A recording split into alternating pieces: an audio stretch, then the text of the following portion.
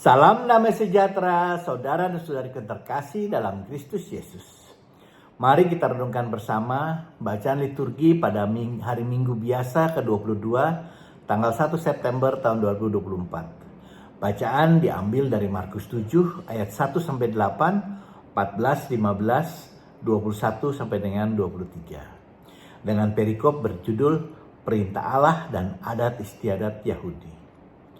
Pada bacaan ini kita ketahui ada serombongan orang Farisi dan ahli Taurat yang datang untuk menemui Yesus. Sepertinya ya mereka memang mau mencari-cari sesuatu. Dan ternyata mereka menemukannya. Mereka melihat ada beberapa murid Yesus makan dengan tangan najis.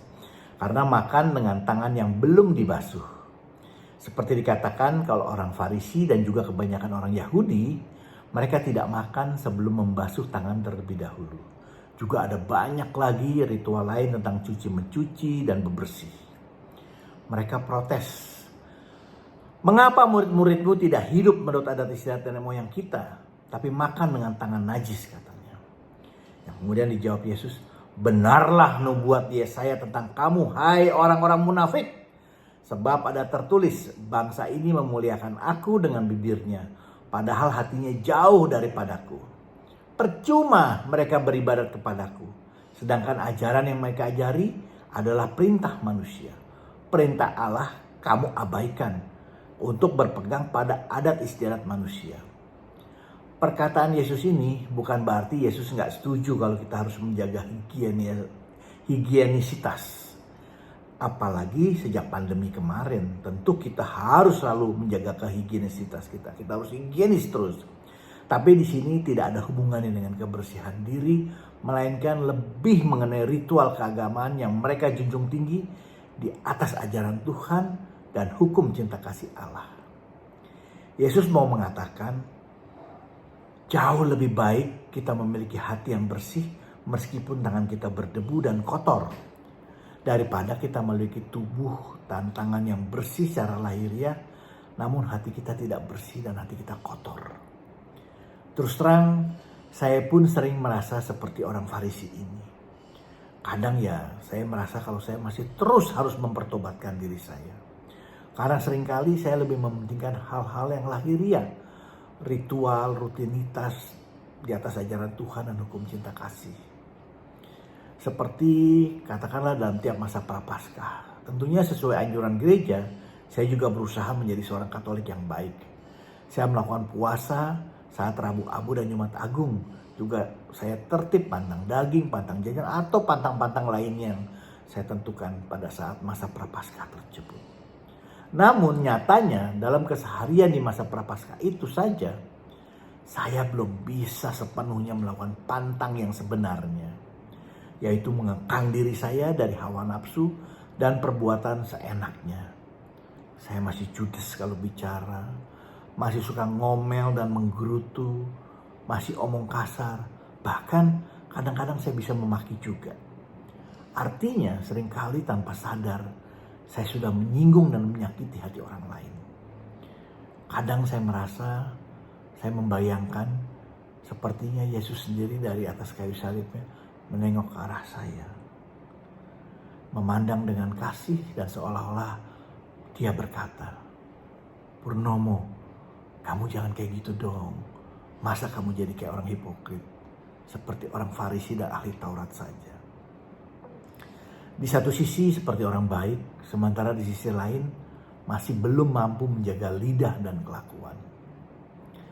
Ya, juga kadang kita juga bisa pergi ke gereja hanya karena suatu rutinitas dan kebiasaan. Bukan karena kebutuhan. Kadang kita lupa akan bacaan pada hari itu. Dan kita juga seringkali tidak menyimak homili yang Romo berikan. Padahal kita butuh firman Tuhan. Bukankah firman adalah Yesus sendiri? Menerima firman ya artinya menerima Yesus. Kan kita ke gereja mau menerima Yesus, ingin bertemu Yesus, menerima tubuh Yesus. Namun saat misa pikiran kita bisa terbang kemana-mana. Buat perencanaan, habis ini enaknya kita makan di mana ya? Enak di situ atau enak di tempat itu. Ya, seringkali kita lebih mementingkan hal-hal yang lahiriah di atas kesucian dalam hati kita. Padahal sangatlah penting bagi kita untuk memelihara dan menjaga kesucian hati kita. Mengikuti ajaran dan firman Tuhan sehingga tidak timbul niat yang tidak baik dari hati kita. Seperti yang Yesus katakan, apapun yang dari luar yang masuk ke dalam seseorang tidak dapat menajiskannya.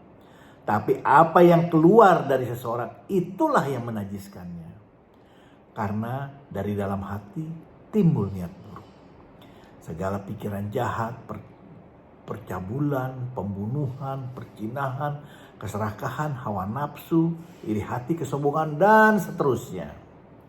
Semua hal-hal jahat itu timbul dari dalam hati. Dan itulah yang menajiskan orang. Melalui relasi yang mesra dan harmonis dengan Yesus, tentu kita dapat menghindari atau sekurang-kurangnya mengurangi timbulnya niat buruk tadi. Seperti dikatakan oleh Santo Yakobus dalam bacaan kedua. Yakobus 1 ayat 17 sampai 18, 21b, 22 sampai 27. Meminta kita untuk tidak hanya mendengar firman, namun juga kita perlu untuk merenungkan firman itu. Dan berusaha untuk selalu menjadi pelaku firman, bukan hanya mendengarkannya saja. Memurnikan hati bukan hanya membersihkan anggota tubuh dengan air supaya bersih saja. Tapi adalah jauh lebih penting kita membersihkan hati kita dengan bantuan air yang lain. Air yang merupakan lambang dari Roh Kudus. Mari kita minta bantuan Roh Kudus untuk selalu membersihkan hati kita. Saya jadi teringat juga akan kisah orang Samaria yang murah hati di Lukas 10 ayat 25-37 kalau nggak salah. Ketika ada seseorang yang jatuh ke tangan penyamun yang bukan hanya merampoknya tapi juga menghajarnya habis-habisan, memukulnya, meninggalkannya setengah mati, dan kemudian ada seorang iman yang melalui jalan itu dan melihatnya. Namun imam yang seharusnya punya hati berbelas kasih mau menolong, tapi bukan menolongnya, tapi dia melewatinya dari seberang jalan.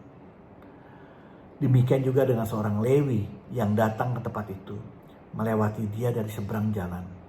Kalau kita lihat di sini, imam tentunya memiliki kedudukan yang tinggi, yang sangat tinggi dan sangat dihargai oleh orang-orang dan juga sangat dekat dengan altar. Orang yang sangat mengerti akan segala aturan dan adat istiadat Yahudi, yang seharusnya menjadi teladan kasih, namun menutup hati dan tidak mau mendengarkan hati nuraninya dan tidak mau dekat dengan dia, boro-boro menolong. Mungkin karena terlihat orang itu juga sudah sekarat, kalau pas dia bantu dan mati, dia akan menjadi najis sehingga dia tidak bisa mungkin beribadah untuk sementara waktu. Karena memang kalau menyentuh mayat, maka dia nggak bisa bekerja untuk melakukan persembahan di altar. Demikian juga orang Lewi. Kalau sekarang mungkin ya orang-orang seksi liturgi lah, prodiakon dan lain sebagainya. Dia juga merupakan orang yang tugasnya di sekitar altar. Dia juga sama. Dia nggak mau ambil resiko karena adat istiadat mereka seperti itu. Kalau najis, maka ada ritualnya lagi. Dan selama itu tidak dapat melakukan pekerjaannya dahulu. Melalui kisah ini mungkin ada baiknya juga kita merenungkan. Apa kita juga melakukan hal-hal keagamaan kita hanya sebagai ritual demi kepentingan pribadi yang dapat menjadi penghalang, atau kita benar-benar pengasihi Allah? Atau mungkin jangan-jangan kita malah jadi batu sandungannya loh. Bila ada masukan, mohon berikan komentar Anda. Jangan lupa di like, juga di subscribe, juga di share agar kita dapat saling memberkati. Amin.